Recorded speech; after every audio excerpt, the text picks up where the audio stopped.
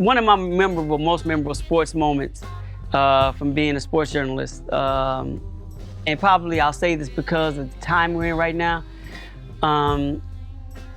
came with Kobe Bryant. Basically, being at the right place in the right time and having a relationship with him that I had leading up to that moment, where I almost felt bad for Kobe because there had been people over the years that had come to me to talk to him about certain situations that were going on in his life. And they thought he would listen to me.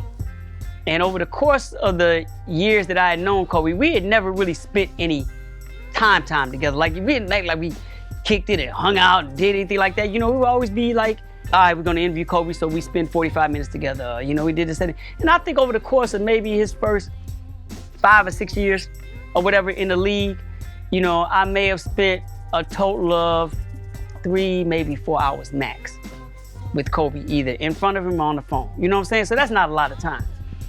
But for me to get in a position where he had family members, people in his Laker circles, calling me, asking me to talk to him because they thought I was one of the only people that he would listen to about these situations, made me almost feel sad. I'm like, he must not have any friends at all. If they're asking me, and I know him, and I don't know him like that, like, damn, come on now. You all spend much more time. There's other people that spend much more time with him than me.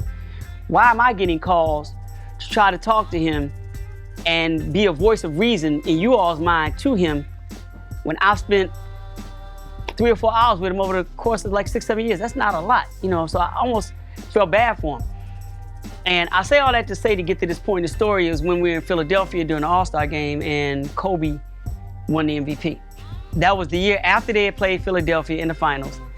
And before the finals, you know, Kobe's like, I don't care, you know, Philly is my hometown, I'm gonna rip their throats out, you know, so, you know, he didn't give a shit about Philly fans, so of course Philly fans don't give a shit about you if you say that about them.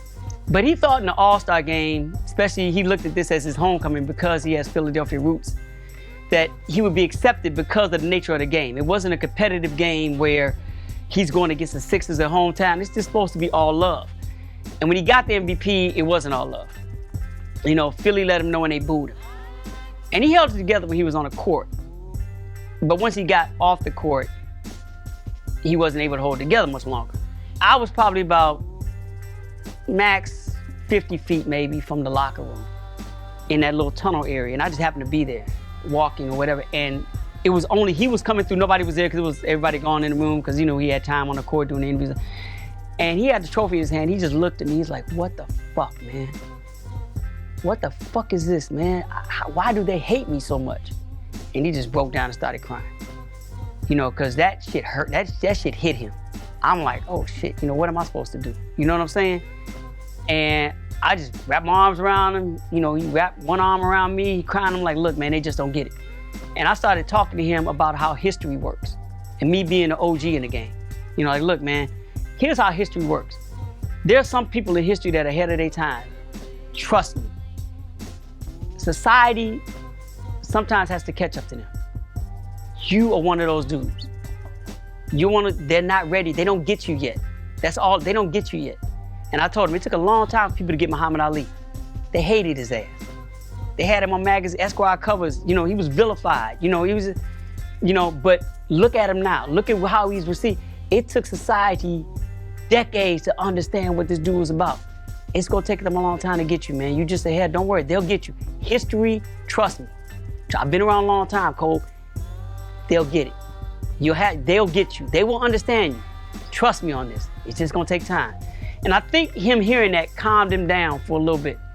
You know, and Kobe's always been a guy that I know has been way ahead of his years.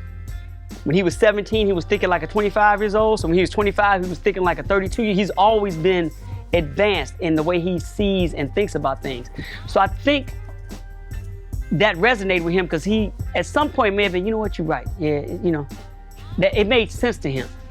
And just having that moment with him was memorable in that moment. But it's more memorable now because I always think back to how, I don't always think back, but I think back now to how it seems like society embraced him in his death to validate what I was saying to him then. it's like now they get it.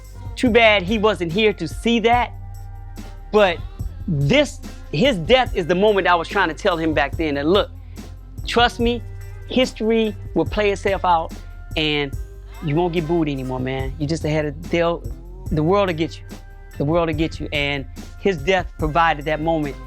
And I make that one of those memorable moments because everything I was saying and everything we shared in that moment right then became true right now.